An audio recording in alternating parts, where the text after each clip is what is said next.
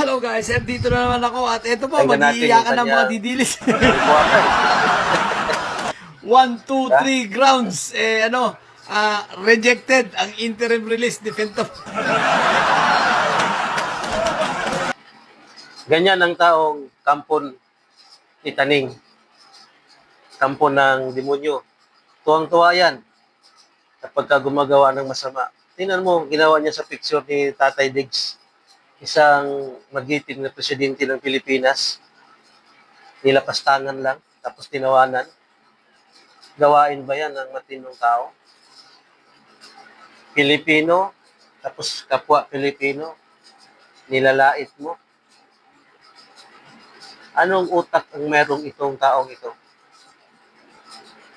Hindi kasi nadala ito kasi hindi pa siya nalapatan ng disiplina.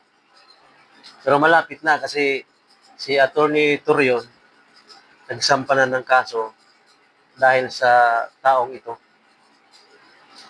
So itong taong ito, galit sa mabuting gawain. Halimbawa, doon sa mga iglesia ni Cristo na nagrally, gusto kasing hilingin ng mga INC na ilantad yung pag-imbestiga doon sa mga anomalyang flood control project. Galit siya. No? Galit siya. Kasi binayaran siya.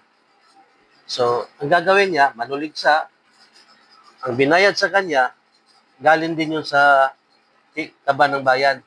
Galing sa nakaw, ibayad sa kanya, tapos gagamitin niya para manira. Ganon ang kampo ni Taning. So ito mga idol, wala tayong makukuhang mabuti dito. Ang makukuha natin sa kanya, puro kabulastugan. Totoo yan. Kita mo si Tatay Digong nasa ibang bansa, nakulong. Tapos tatawanan niya. Ganon ang gagawin niya sa larawan ng magiting nating presidente ng Pilipinas.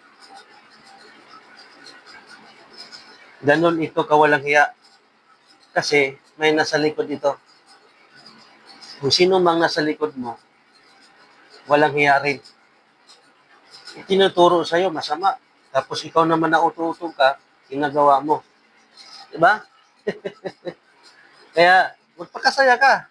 Habang pwede pa kasi malapit ka nang maghimas ng rehas. Nabalitaan ko, nandyan na si Atty. Turrion. Baka nga sa susunod o sunod na buwan,